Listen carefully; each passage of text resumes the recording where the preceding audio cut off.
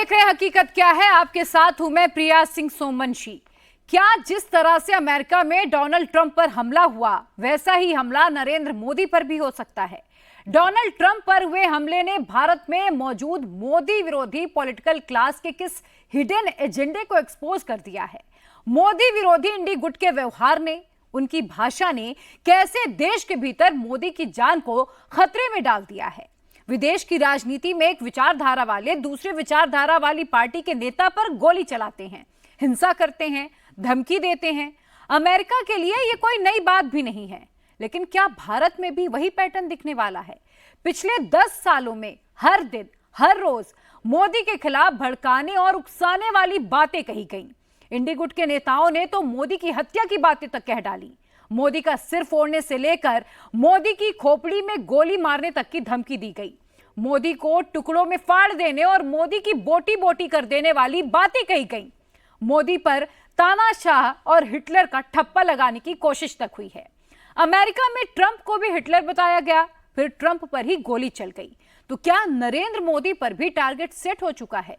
क्या मोदी पर भी बुल्सआई अटैक होने का अंदेशा है? इस रिपोर्ट के जरिए सब कुछ आपको समझा रहे हैं। क्या नरेंद्र मोदी पर खतरा बढ़ गया है? क्या नरेंद्र मोदी पर भी बुल्स आई अटैक होने का अंदेशा है? क्या ट्रंप जैसा ही हमला नरेंद्र मोदी पर भी हो सकता है? टारगेटिंग द प्राइम मिनिस्टर, यह लाइन क्या कहती है? बीजेपी क्यों कह रही है हिंसा और हत्या जैसे शब्दों का प्रयोग तुरंत बंद होना चाहिए? बीजेपी मोदी के किस विरोधी की तरफ इशारा कर रही है? मोदी की जान के पीछे कौन पड़ सकता है? किन वजहों से मोदी पर हमला होने का खतरा है? निशाने पर मोदी हैं, निशाना लगाने वाले मोदी के विरोधी हैं। सवाल है कि अचानक ऐसा क्या हुआ है कि मोदी की जान पर खतरा मंडराने लगा है? इसका जवाब डोनाल्ड ट्रंप पर हुए हमले की क्रोनोलॉजी से डायरेक्टली जुड़ा हुआ है। अमेरिका की राजनीति में पिछले 8 सालों से ट्रंप के विरोधी उनके लिए हिटलर और तानाशाह जैसे शब्दों का प्रयोग करते आए हैं।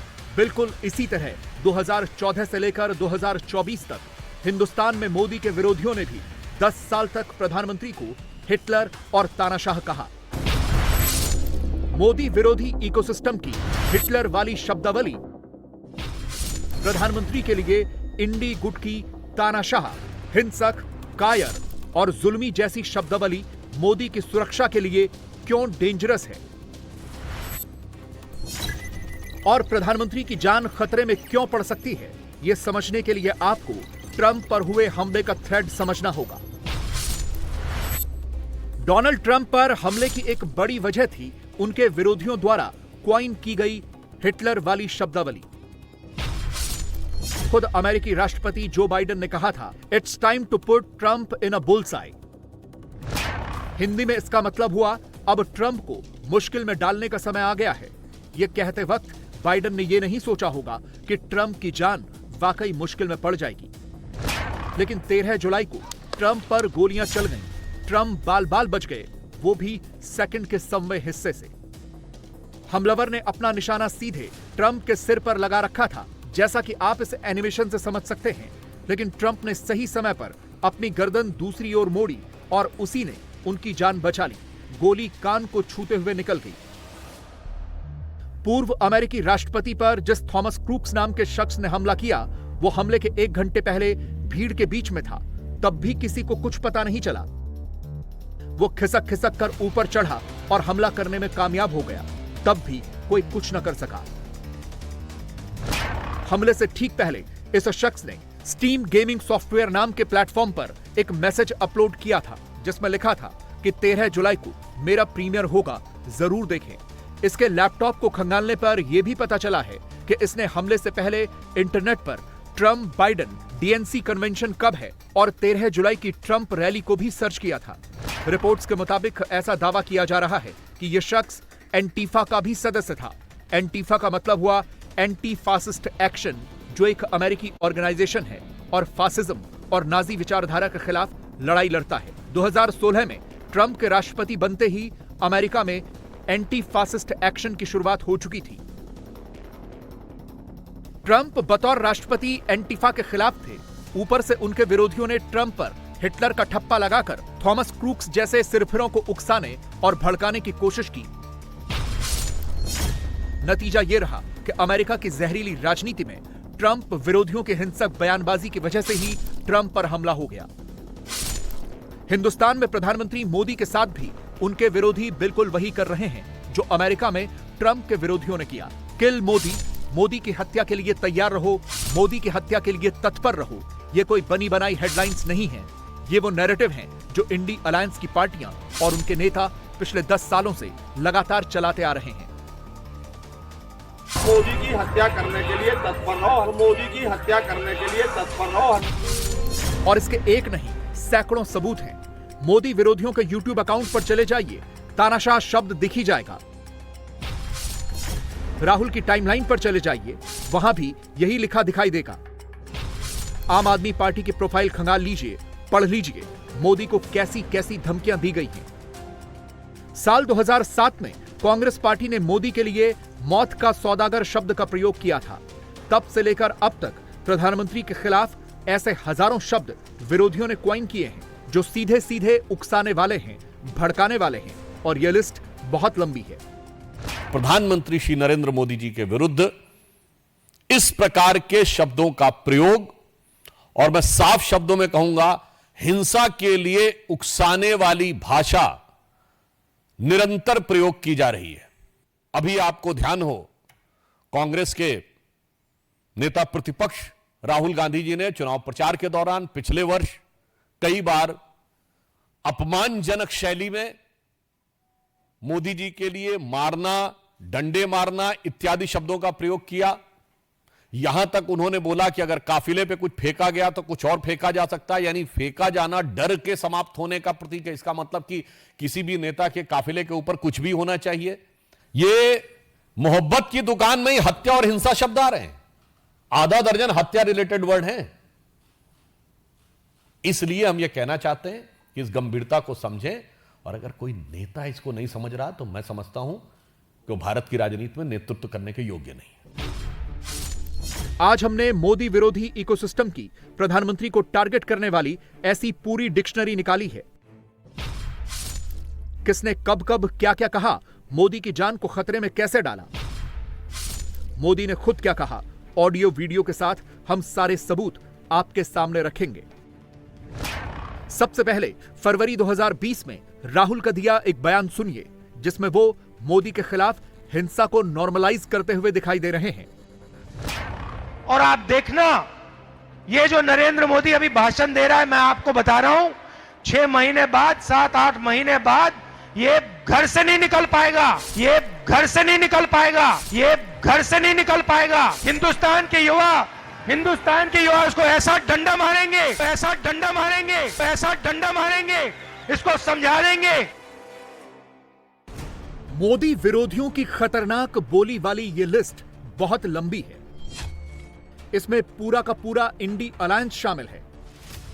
एक एग्जाम्पल छत्तीसगढ़ में कांग्रेस के नेता चरणदास महंत का है। इस साल ही इन्होंने मोदी का सर फोड़ने वाली धमकी दी थी। नरेंद्र मोदी के खिलाफ अगर कोई लाठी धर के खड़े हो सकते तो तुम्हारे सांसद खड़े हो सकते। सीव लाठी धर नहीं सके, गाली दे सके। हम लाठी धरैया आदमी चाहिए, नरेंद्र मोदी के मूड फोड़ैया आदमी चाहिए। 2024 का ही एक और वीडियो देखिए। बीच में सफेद कुर्ते में बैठे शख्स हैं आरजेडी के नेता अवधेश सिंह यादव, जो मोदी को गोली मारने की बात करते सुनाई दिए थे।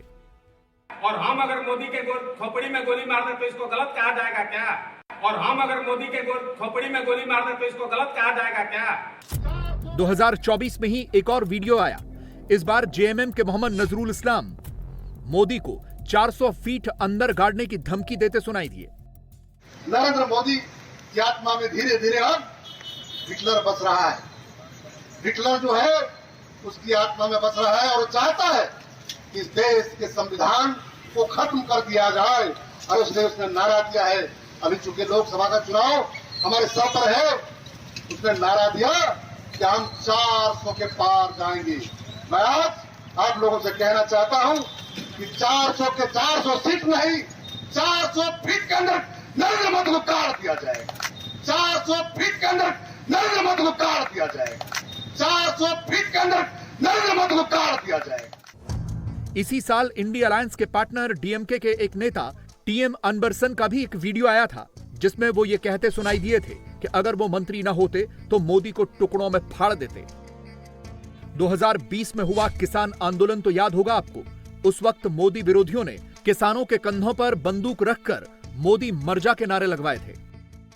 मोदी मर जा तू, मोदी मर जा तू, शिक्षा बेच के खा घर मोदी मर जा तू, मोदी मर जा तू, तेल बेच के खा घर मोदी मर जा तू, मोदी मर जा तू, देश बेच के खा घर मोदी मर जा तू, मोदी मर जा तू, किसानों ने धोखा दे घर मोदी मर जा तू, मोदी मर जा तू।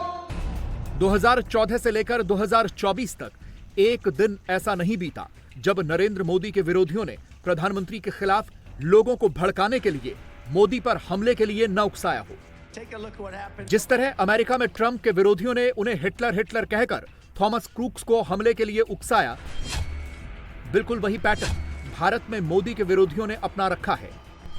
इंडी गुट, खासकर कांग्रेस ने बड़े स्केल पर सोशल मीडिया पर मोदी को हिटलर बताकर, तानाशाह बताकर प्रधानमंत्री के खिलाफ जो हेट नैरेटिव बिल्ड किया, उसने मोदी को अब एक सॉफ्ट टारगेट बना दिया है। इकोसिस्टम अगर विषाक्त होगा तो जाहिर है कि हमारी अवधारणा, हमारी मनोवृत्ति वो भी विषाक्त होगी और हम वो करेंगे जो हमें नहीं करना चाहिए, उन शब्दों का प्रयोग करेंगे जो हमें नहीं करना चाहिए। अमेरिका इसका उदाहरण है। वहां जिस तरीके की बैटल लाइंस बनी और जिस तरीके के डोनाल्ड ट्रंप के ऊपर आक्रमण हुआ, आप समझ सकती हैं, क्योंकि वहां का वातावरण, इकोसिस्टम कुछ कुछ उसी ढर्रे पे गिर रहा था जैसे यहां पे गिर रहा है। और अभी भी लगता है कि जैसे भैंस ने खेत कम खाया है तो अभी युवा घरों से निकल करके दौड़ा दौड़ा करके आक्रमण करेगा प्रधानमंत्री के ऊपर। क्यों ये स्थितियां आ सकती हैं? जिस तरीके से हिंसा की बात की जा रही है, प्रधानमंत्री के ऊपर चप्पल फेंकी गई बनारस में, तो मैं आपको बता दूं, मैंने पूरी जिंदगी बीत गई है, प्रधानमंत्री श्रीमती इंदिरा गांधी के ऊपर पत्थर फेंका गया था, उनके चेहरे पे चोट आई थी, तो हम लोगों ने यही कहा था, ये प्रधानमंत्री के चेहरे पे चोट नहीं, ये पुलिस की वर्दी पे और देश के ऊपर चोट है। और हम सबको शर्म आनी चाहिए कि हमारे रहते हुए प्रधानमंत्री के ऊपर आक्रमण हो गया। और इस तरीके से कह देना कि ये दरअसल अभी और आक्रमण होंगे, घर से निकल नहीं पाएंगे। मोदी के पीछे जो इकोसिस्टम पड़ा है, वो मोदी को टारगेट करने वाला ये हेट नैरेटिव आज से नहीं चला रहा है। ये सिलसिला तब से चल रहा है जब मोदी पीएम नहीं सीएम थे। पीएम बनने के बाद मोदी के खिलाफ लोगों को भड़काने वाली विपक्ष की इंटेंसिटी और ज्यादा बढ़ गई है। इसकी पूरी की पूरी डिक्शनरी ऑडियो वीडियो के साथ मौजूद है। गद्दाफी, मुसोलिनी, हिटलर, अनपढ़, गवार, निकम्मा, नशेड़ी, औरंगजेब से भी क्रूर तानाशाह, मोहम्मद बिन तुगलक मोदी की बोटी बोटी कर देंगे, मोदी की खाल उधड़वा देंगे। इंडी अलायंस के हर छोटे बड़े नेता ने समय समय पर प्रधानमंत्री के लिए इस तरह के शब्दों का प्रयोग करके अपने खास इकोसिस्टम को मोदी पर अटैक करने के लिए उकसाया है। जिन्होंने हिंदुस्तान के लिए सर्जिकल स्ट्राइक किया है, उनके खून के पीछे आप छुपे हुए हो, उनकी आप दलाली कर रहे हो। दुनिया का सबसे stupid prime minister Narendra Modi ji. मैं कर्नल गद्दाफी, मुसोलिनी, हिटलर, चौथा नाम है श्री नरेंद्र मोदी। मुझको लगता है कि ये आदमी बहुत नीच किस्म का आदमी है। जैसा हिटलर जर्मनी में किया, वैसा मोदी जी आज हिंदुस्तान में करना चाहते हैं। नरेंद्र मोदी जी और मनोहर लाल खट्टर जी का नाम मोहम्मद बिन तुगलक बड़ा और मोहम्मद बिन तुगलक छोटा रखा जाए। वो गुजरात समझ रहा 4% मुसलमान है गुजरात में, यहाँ 42% मुसलमान है, यहाँ गुजरात बना देगा, छोटी काट देंगे। नरेंद्र मोदी जी का खाल उधड़वा लेंगे। अमेरिका में ट्रंप के खिलाफ भी तो बाइडेन गुट ने इसी तरह का हेट प्रोपेगेंडा चलाया। नतीजा यह हुआ कि वहां गोली चल गई। अब आप खुद सोचिए, जिस भद्दे लेवल पर जाकर इंडी गुट वाले मोदी को टारगेट कर रहे हैं, कल को किसी भी पब्लिक प्लेस पर कुछ भी हो सकता है। मौत और हिंसा जैसे शब्दों का प्रयोग बयानों में नहीं होना चाहिए। क्या यह सत्य नहीं है कि कांग्रेस के कई वरिष्ठ नेताओं ने मोदी जी के लिए इस प्रकार की मौत और उस प्रकार की मौत जैसे शब्दों का प्रयोग किया? और ये कोई छुटभैये नेता नहीं थे, कांग्रेस के पूर्व केंद्रीय मंत्री जैसे लोग थे। क्या कब्र खुदेगी, मर जा, जैसे शब्दों का प्रयोग किया गया, सर फोड़ देंगे ऐसे शब्दों का प्रयोग किया गया। और यह बात सिर्फ आज की नहीं है, यह विगत लंबे समय से चली आ रही है। मोदी जी के लिए जिन लोगों ने बोटी बोटी काटने से शब्दों का प्रयोग किया, वो दूसरी पार्टी से लाकर आज कांग्रेस पार्टी के सांसद बन चुके हैं। और मैं ये भी बात दुख के साथ और गंभीरता के साथ कहना चाहूंगा, किसी नेता के लिए मौत के शब्द का प्रयोग सबसे पहले 2007 में सोनिया गांधी जी ने मौत के सौदागर शब्द के रूप में किया था। हमने कभी, जब आपातकाल में संविधान की हत्या हो गई थी, तब भी कभी श्रीमती इंदिरा गांधी जी की मौत की कामना या मौत जैसे शब्द का प्रयोग नहीं किया था। प्रधानमंत्री श्री नरेंद्र मोदी जी के विरुद्ध जो राहुल गांधी ने शब्द बोला था, संसद में मैं याद दिलाना चाहता हूं, हिंसा हिंसा हिंसा, हत्या हत्या हत्या जैसे शब्दों का प्रयोग बंद होना चाहिए। दुनिया में इसके उदाहरण दिख रहे हैं, भारत में इसके परिणाम खतरनाक हो सकते हैं। नरेंद्र मोदी की जान पर मंडरा रहा यह खतरा बड़ा है और यह खतरा दिख रहा है। बीजेपी इसीलिए अभी से इतनी अटैकिंग हो गई है और किसी अनहोनी से पहले ही इंडी गुट को अपनी भाषा पर लगाम लगाने की चेतावनी दे रही है। अखिलेश यादव के टारगेट पर योगी आदित्यनाथ की कुर्सी है और कुर्सी पाने के लिए खुल्लम खुल्ला ऑफर दिया है। 100 विधायक लाओ, सरकार बनाओ। वक्त जुलाई का रखा है, मॉनसून सेशन का। अखिलेश यादव बीजेपी के घर में सेंध लगाना चाहते हैं। योगी को हटाने के लिए बीजेपी के बड़े नेता को ऑफर दिया जा रहा है। अखिलेश यादव ने आखिरी दांव खेल दिया है। दिल्ली से लखनऊ तक की पूरा स्क्रिप्ट क्या है? क्या योगी आदित्यनाथ कमजोर हो गए और केशव प्रसाद मौर्य मजबूत हो गए? अखिलेश यादव कितने कामयाब हो गए? यूपी का पूरा सियासी गणित इस रिपोर्ट से जानिए। अमेठी के जगदीशपुर से विधायक सुरेश पासी से मीटिंग। अयोध्या के बीकापुर से विधायक अमित चौहान से मुलाकात। मिर्जापुर के चुनार से विधायक अनुराग सिंह के साथ बैठक। प्रयागराज उत्तर से विधायक हर्षवर्धन वाजपेयी से मीटिंग। कबीरनगर के खलीलाबाद से विधायक अंकुर राज और मेहदावल विधायक राकेश सिंह से मुलाकात। उत्तर प्रदेश हज समिति के सदस्य इफ्तिकार हुसैन से मुलाकात। उत्तर प्रदेश अल्पसंख्यक आयोग के सदस्यों से मीटिंग। कोई मौजूदा विधायक है, कोई पूर्व विधायक है, कोई पूर्व सांसद है, कोई ग्राम प्रधान है, तो कोई जिला अध्यक्ष है। यह संगठन की बैठक है। यह संगठन को मजबूत करने का काम है। सरकार भी योगी की है, संगठन भी योगी का है। यूपी में लीडर योगी हैं और यह बात लखनऊ से लेकर यूपी के गांव-गांव तक को पता है। जो लोग सरकार बनाने का ख्वाब देख रहे हैं, खुला खुला ऑफर दे रहे हैं। जो योगी आदित्यनाथ को हटाने वाला नैरेटिव सेट कर रहे हैं, जो लोग सरकार की विदाई का बिगुल बजा रहे हैं, वो सब भी जानते हैं योगी सत्ता में रहेंगे, लेकिन उनका मकसद कुछ और है। उपचुनाव में मुद्दा बीजेपी में विरोध बनाना और बीजेपी के वोट को बांटना। ऐसा ही लोकसभा चुनाव में हुआ था, जब अरविंद केजरीवाल ने योगी आदित्यनाथ को चुनाव के बाद हटाने वाला एजेंडा शुरू किया था। इसका इंपैक्ट भी पड़ा। अब अखिलेश यादव इसी का पार्ट 2 यूपी उपचुनाव में आजमाना चाहते हैं।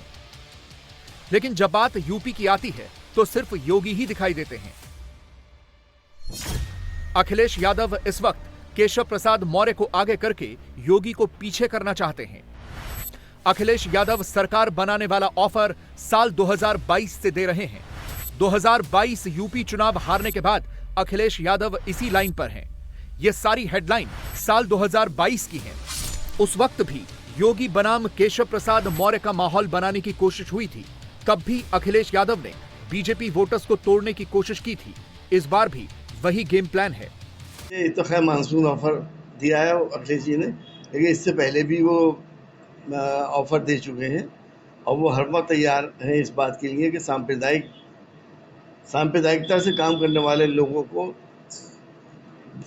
प्रदेश के शीर्ष पद से हटा दिया जाए और उन लोगों को लाया जाए जो कम्युनल हार्मनी चाहते हैं और देश में सौहार्द का माहौल चाहते हैं। केशव प्रसाद मौर्य क्या कर रहे हैं, कहां जा रहे हैं, किससे मिल रहे हैं, इसमें सबसे ज्यादा दिलचस्पी अखिलेश यादव को है। यह भी सच है, बीजेपी में कुछ नेताओं ने अपनी सरकार पर सवाल उठाए हैं। उपचुनाव में क्या होगा, कौन जीतेगा, कौन हारेगा, किसकी कुर्सी जाएगी, इसका फैसला नतीजे करेंगे और बीजेपी इस बार लोकसभा वाली गलती नहीं करने वाली। यूपी पॉलिटिकल संग्राम में दिल्ली भी एक्टिव है। लखनऊ से सीधे रिपोर्ट दिल्ली जा रही है। प्रधानमंत्री मोदी डायरेक्ट इन्वॉल्व हैं। लोकसभा चुनाव में क्या हुआ था, इसकी डिटेल्ड रिपोर्ट मोदी को सौंपी गई है। मोदी और भूपेंद्र चौधरी की मुलाकात 45 मिनट तक चली। भूपेंद्र चौधरी ने 15 पन्नों की रिपोर्ट दी। यूपी की 80 सीटों पर 40,000 कार्यकर्ताओं का फीडबैक लिया गया। रिपोर्ट में यूपी के 6 क्षेत्रों में 8% वोट गिरने की बात कही। अब यह हुआ कैसे और क्यों हुआ, यह बात समझना सबसे ज्यादा जरूरी है। लोकसभा चुनाव के पहले फेज से पहले तक, चुनाव के शंखनाद से पहले तक यूपी में राम लहर थी, मोदी लहर थी, योगी का काम बोल रहा था। पूरा माहौल बीजेपी की तरफ था। विरोधी दूर दूर तक नहीं थे। जनवरी फरवरी तक वोट ग्राफ में भगवा ही भगवा था। लेकिन अचानक कैसे पूरा नैरेटिव बदला, यह चौंकाने वाला है। सबसे पहले बीजेपी की रिपोर्ट में किस क्षेत्र में कितना नुकसान बताया गया है, यह जानिए। पश्चिम और काशी रीजन में बीजेपी ने सबसे खराब प्रदर्शन किया है। 28 सीटों में से बीजेपी केवल 8 सीट जीत पाई, तो ब्रज क्षेत्र में कुल 13 में से 8 सीट पर ही बीजेपी को जीत मिली। बीजेपी ने गोरखपुर के आसपास की सभी सीटें भले ही जीत ली, लेकिन गोरखपुर रीजन के कुल 13 में से 6 सीट पर ही कमल खिल सका, 7 में हार मिली। अवध क्षेत्र में बीजेपी को भारी नुकसान हुआ है। फैजाबाद यानी अयोध्या की सीट भी अवध रीजन में ही आती है। इस रीजन में कुल 16 सीटें हैं, जिनमें से 7 पर ही बीजेपी के उम्मीदवार कामयाब हो पाए। कानपुर बुंदेलखंड का भी लगभग यही हाल रहा। यहां 10 सीटों में से केवल 4 सीट पर कमल खिल पाया। यहां पर बीजेपी की पकड़ कमजोर हो गई। अगर ये चुनाव जीत गए इन्होंने बीजेपी, ये सब एकदम से नहीं हुआ, किसी एक बयान पर नहीं हुआ, किसी एक बात से वोट नहीं बदला, बल्कि यूपी को लेकर कई कहानियां सुनाई गईं, कई दावे किए गए। इंडी अलायंस का पूरा इकोसिस्टम फेक न्यूज को सच बताने में लगा हुआ था, जो जनता को दिखने भी लगा। रिपोर्ट की पहली वजह यूपी के अफसरों और प्रशासन की मनमानी बताई गई। दूसरी वजह कार्यकर्ताओं की बात नहीं सुनने से नाराजगी है। संविधान बदलने पर नेताओं की बयानबाजी, संविदा पर भर्तियों में आरक्षण नहीं मिलना, 6 साल से पेपर लीक होने से युवाओं में गुस्सा, राजपूत समाज में बीजेपी से नाराजगी। 7वीं अग्निवीर बड़ा चुनावी मुद्दा बना। जल्दी टिकट बांटने की वजह से 6ठे और 7वें चरण तक कार्यकर्ताओं के जुनून में कमी आना। सरकारी अधिकारियों में ओल्ड पेंशन का मुद्दा हावी रहा। जब यह सब कुछ हो रहा था तो इसकी भनक बीजेपी को लगी थी। स्थानीय नेताओं, चुनाव में खड़े उम्मीदवारों को भी सुनाई दे रहा था, लेकिन इन बातों को इग्नोर करना भारी पड़ा। यही बात योगी ने भी बीजेपी की मीटिंग में कही थी। जैसा वोटों की शिफ्टिंग होती है और कहीं पर जब हम लोग ये मान करके चलते हैं कि आत्मविश्वास में कि हम तो जीत ही रहे हैं, तो स्वाभाविक रूप से वहां पर कहीं ना कहीं हमें खामियाजा भी भुगतना पड़ता है। और वह अति आत्मविश्वास कहीं ना कहीं हम लोगों को जहां चोट पहुंचाने में, उस विश्वास पर खरा उतरने में, उन अपेक्षाओं पर खरा उतरने में, जहां कहीं ना कहीं उस विश्वास पर कहीं ना कहीं चोट पहुंची। यूपी में अखिलेश यादव पीडीए को लेकर चल रहे हैं। राहुल गांधी जिसकी जितनी भागीदारी उतनी हिस्सेदारी वाली लाइन पर थे। दोनों का टारगेट बीजेपी के ओबीसी वोटर्स को तोड़ना था, जिसमें वो काफी हद तक कामयाब भी हुए। रिपोर्ट के मुताबिक इस चुनाव में गैर यादव ओबीसी वोट में कमी आई है। कुर्मी, कोरी, मौर्य, शाक्य और लोध जातियां बीजेपी से दूर हुई, तो बीएसपी का कोर वोटर बीजेपी के बजाय समाजवादी पार्टी और कांग्रेस की तरफ शिफ्ट हो गया। इस बार बीएसपी के कोर वोट में 10% की गिरावट आई है और 2019 की तुलना में बीएसपी को दलितों का 1/3 वोट ही मिल पाया। लेकिन जाटव, खटिक और पासी समाज का वोटर बीजेपी की तरफ शिफ्ट नहीं हुआ। 24 के लोकसभा चुनाव में पूरी कमांड योगी के पास नहीं थी। टिकट का फैसला, चुनावी रणनीति का फैसला, किस मुद्दे को कितना उठाना है, संगठन को कैसे लीड करना है, अलग अलग मोर्चे पर अलग अलग नेतृत्व था। यूपी में पिछले 72 घंटे में कई मीटिंग हुई, कहीं सेटिंग करने की कोशिश हुई, संगठन से सरकार तक की कमेंट्री हुई। योगी पर प्रेशर पॉलिटिक्स आजमाई गई। 16 जुलाई को नड्डा से केशव प्रसाद मौर्य मिले। फिर नड्डा और भूपेंद्र चौधरी में मुलाकात हुई। 17 जुलाई को पीएम मोदी से भूपेंद्र चौधरी की मुलाकात हुई। इसके बाद अमित शाह से भी भूपेंद्र चौधरी मिले और फिर मोदी शाह में करीब 2 घंटे तक मीटिंग चली और आखिर में वही हुआ जो होना चाहिए। फ्रंट फुट पर योगी आदित्यनाथ हैं। योगी को उपचुनाव में फ्री हैंड मिला है। टीम भी योगी की है, लीड भी योगी अपने स्टाइल में करेंगे। दिल्ली से लौटने के बाद केशव प्रसाद मौर्य भी शांत हैं। संगठन और सरकार दोनों के साथ खड़े हैं। यूपी का सीएम नहीं बदला जाएगा, लेकिन यूपी बीजेपी अध्यक्ष का नाम बदल सकता है। भूपेंद्र चौधरी ने हार की जिम्मेदारी ली है। नया यूपी बीजेपी अध्यक्ष पिछड़े वर्ग का हो सकता है। इस रेस में केशव प्रसाद मौर्य का नाम आगे है। ऐसा क्या है जो अखिलेश यादव इस वक्त योगी की जगह केशव प्रसाद मौर्य पर अटैक कर रहे हैं? केशव प्रसाद भी अखिलेश को तुरंत जवाब देते हैं। दरअसल अखिलेश यादव केशव प्रसाद मौर्य के जरिए बीजेपी के ओबीसी वोट बैंक को अपनी तरफ मोड़ना चाहते हैं। 2017 यूपी चुनाव में केशव प्रसाद यूपी बीजेपी के अध्यक्ष थे। यूपी में ओबीसी वोट 45% है। 17 के यूपी चुनाव में गैर Yadav OBC vote bank BJP की तरफ शिफ्ट हुआ। इसी वोट बैंक ने अखिलेश यादव को लखनऊ से दूर कर दिया। अब अखिलेश केशव प्रसाद से उनका वोट बैंक दूर करना चाहते हैं। केशव प्रसाद मौर्य पिछड़ों के नेता हैं। जातीय गणित में वो जरूरी है, लेकिन यह भी सच है कि चुनावी मैदान में वो जीते कम हारे ज्यादा हैं। इस बार उपचुनाव में हार का कोई चांस नहीं है। 10 सीटों पर इम्तिहान है और योगी को हर हाल में टॉप करना है। लोकसभा चुनाव के मुद्दे चुनाव के साथ खत्म हो गए। उपचुनाव से पहले कांवड़ यात्रा है। यहीं से चुनावी मोमेंटम सेट होगा। कांवड़ रूट में 4 विधानसभा पड़ती हैं, जहां उपचुनाव होने वाले हैं। कुंदरकी विधानसभा, मीरापुर, गाजियाबाद और खैर। यहां पर कांवड़ यात्रा का नेगेटिव और पॉजिटिव दोनों असर पड़ता है। कांवड़ यात्रा रूट में जितने भी ठेले लगते हैं, जितने भी रेहड़ी वाले हैं, जो ढाबे वाले हैं, सब जगह पर नाम वाले ऐसे पेपर पोस्टर लगे हैं। खालापार इलाके में मौजूद है और ये देखिए आम की एक रेहड़ी है जहां पर नाम लिखा हुआ है निसार फल, क्योंकि पुलिस प्रशासन ने ये कहा है कि आप अपने नाम का खुलासा कीजिए, सबको आप अपना नाम बताइए, उसके बाद मर्जी है जो कांवड़ यात्री है वो आपसे फल खरीदे या नहीं। जो रेहड़ी पटरी के मालिक है उनसे बात करते हैं। अब तो सबको पता चल गया आपका नाम निसार है। जी निसार है। कि कब से आप रेहड़ी ये लगा रहे हैं यहाँ पर? मुझे हो गए 20-25 साल हो गए लगाते हुए। 20-25 साल जी। इसी रूट पर आप लगाते हैं, हमेशा ही खड़े लगाते हैं।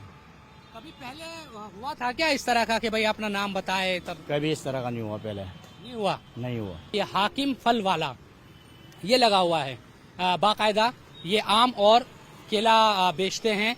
हाकिम साहब, आपका नाम हाकिम है? हाकिम है। आपका नाम हाकिम? जी हाकिम है। कितने सालों से लगा रहे हैं आप? मैं हाँ 20-25 साल। 20-25 साल हो गए।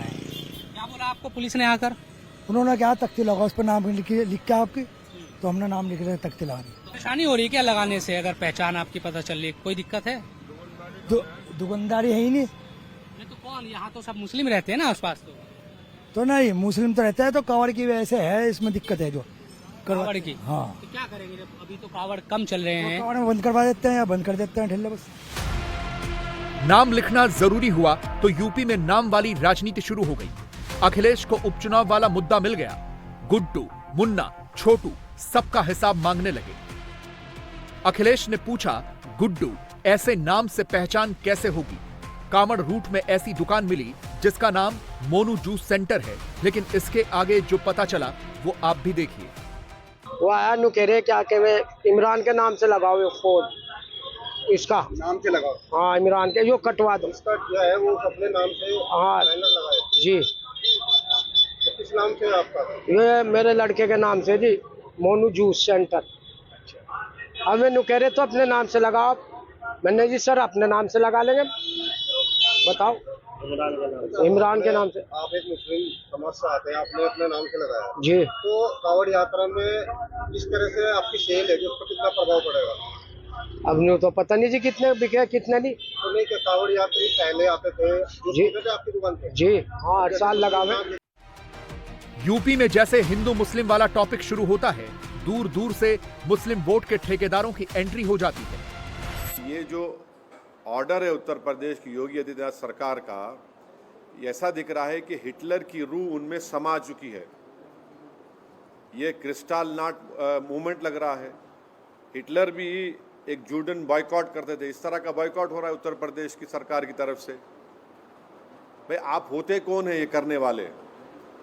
क्या एक यात्रा का इतना उनको आप इम्पोर्टेंस देंगे और दूसरों की लाइवलीहुड को बर्बाद कर देंगे आप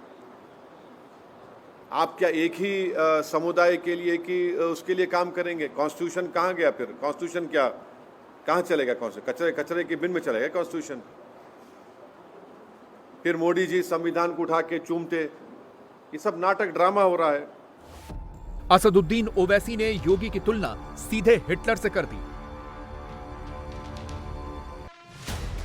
यूपी पर बंगाल से भी आवाज उठने लगी। यूपी उपचुनाव से पहले कांवड़ यात्रा बड़ा मुद्दा बन रही है। एंटी बीजेपी मोर्चा इसको हिंदू मुस्लिम एंगल से देख रहा है, हिटलर तक मुद्दे को ले जा रहा है। लेकिन पश्चिमी यूपी की सियासत में इस फैसले का अलग ही असर पड़ रहा है। सभी जो दुकानदार है उनको अपने नाम का उजागर करना होगा और हम देख रहे हैं कि नेम प्लेट लग भी गई है। लेकिन उस मामले में असदुद्दीन ओवैसी हो, जावेद अख्तर, तमाम लोगों के बयान भी आ रहे हैं। पहले तो आप इस मामले को कैसे देखते हैं, एसएसपी के आदेश को? देखिए, पहली बात तो ये पूर्व प्रचलित व्यवस्था है। पहले बुला के कहा जाता था सबको, इस बार मुजफ्फरनगर पुलिस ने लिखित में जारी किया है। दूसरी बात, इसमें कहीं धार्मिक उसका जिक्र नहीं है। हाँ, इसमें ये जरूर है कि लोगों को बताया जाए कि किसके उस पर आप खा रहे हो, चूंकि कावड़ के समय में बहुत सेंसिटिविटी रहती है, छोटी छोटी बातें बहुत बड़ा मुद्दा बन जाती हैं उस सब पे। वैसी का बयान आया है कि ये तो हिटलर क्या करता था उस तरह से, और जावेद अख्तर कह रहे हैं कि नाजी जिस तरह वो तमाम चीजें थी उस तरह से मुजफ्फरनगर में हो रहा है। देखिए, पहली बात तो आदेश में कहीं रेहड़ी पट्टी का जिक्र नहीं है, मैंने भी वो आदेश पढ़ा है। दूसरी बात, आज एक विवाद हुआ, आप अखबार पढ़ना, कि जिसमें कावड़िया गुजर रहे थे किसी होटल पर, प्याज और लहसुन का खाना बना हुआ था, जिस पर विवाद पैदा हो गया। तो बात वेज और नॉन वेज की भी नहीं है। जब कावड़िया लोग गुजरते हैं तो प्याज लहसुन इनसे भी दूर रहते हैं। मुस्लिम समुदाय में अगर आप देखेंगे तो लाल मीट खाते हैं, वो नहीं कहते कि हम दूसरा नहीं खाएंगे, कहेंगे ना। तो सबकी अपनी अपनी प्रेफरेंस है, देश में सबको अधिकार है अपने धार्मिक पर्व के दौरान किस तरह को खाना खाना चाहते हैं। मुजफ्फरनगर लोकसभा सीट से संजीव बालियान खड़े हुए थे, लेकिन इस बार हार गए। मुस्लिम वोटर्स ने एक मुश्त साइकिल का बटन दबाया, जबकि हिंदू वोटर्स जातियों में बंटे थे। इस क्षेत्र का धर्म कांटा भी समझिए। हिंदू आबादी 57.5% है, मुस्लिम 41% से ज्यादा है। जाति के हिसाब से दलित 2 लाख, जाट 1.5 लाख और मुसलमान 5 लाख हैं। अब समझिए आखिर क्यों नाम बताओ और लिखो वाला अभियान शुरू हुआ। हिंदू पक्ष का दावा है कि कुछ मुस्लिम पहचान छिपाकर खाने पीने की दुकान चलाते हैं, हिंदू देवी देवताओं के नाम पर दुकान का नाम रखते हैं। नाम की वजह से कंफ्यूजन होता है, जिसकी वजह से कई बार विवाद तक हो जाता है। ऐसी कई घटनाएं कई साल से हो रही हैं। कि हमारी यही समस्या है कि कोई भी मुसलमान अपनी पहचान छिपाकर, अपने नाम को छिपा करके हिंदू देवी देवताओं के नाम से अपनी कोई भी दुकान न चलाएं। तो हमें पुलिस प्रशासन मुजफ्फरनगर ने आश्वासन दिया कि ठीक है, अब कोई अपनी पहचान नहीं छिपाएगा। तो मुजफ्फरनगर पुलिस प्रशासन ने आदेश कर दिया, अब सभी होटल ढाबों पर, चाय मिठाई की दुकान पर मुसलमानों के मोटे अक्षरों में नाम लिखे जा रहे हैं, और जो फलों की ठेली लगाते हैं उन पर भी मुसलमानों के नाम लिखे जा रहे हैं, जो कावड़ मार्ग पर ये सब कार्य करते हैं। हिंदू पक्ष इस फैसले से खुश है, तो मुस्लिम संगठन अब मोर्चाबंदी की तैयारी में है। किसी के नाम का खुलासा हो रहा है, कोई होटल हो या कोई रेडी पटरी वाला अपने नाम का कोई बोर्ड लगा रहा है, तो क्या दिक्कत है आपको? देखिए, इसके पीछे मकसद क्या है, मंशा क्या है। इस तरह के आदेश अगर पारित होंगे तो क्या समाज के अंदर दूरी पैदा नहीं होगी? ये आदेश दे दिया और आप इसका असर भी देख रहे हैं कि जमीन पर हम खतौली से लेकर और मीनाक्षी चौक और दूर तक रामपुर तिराहे तक भी गए, तमाम जगहों पर इसका असर नजर आ रहा है। रेडी पटरी वाले हो, होटल वाले हो, तमाम लोगों ने तो नाम लगा लिए हैं। अब क्या, आप कोई क्या चाहते हैं, आप क्या हो? अब नहीं, हम बहुत जल्द अपने जिले के अंदर कौमी एकता का, हिंदू मुस्लिम भाईचारा इत्तेहाद का, बहुत जल्दी हिंदू और मुस्लिम, सिख, ईसाई, बौद्ध, जैन, कम्युनिस्ट जितने भी लोग हैं, हम सबको साथ लेकर बहुत जल्दी एक प्रोग्राम। फैसले का विरोध भी हो रहा है और विवाद भी हो रहा है और समर्थन भी। यह फैसला उपचुनाव का सबसे बड़ा मुद्दा बनेगा।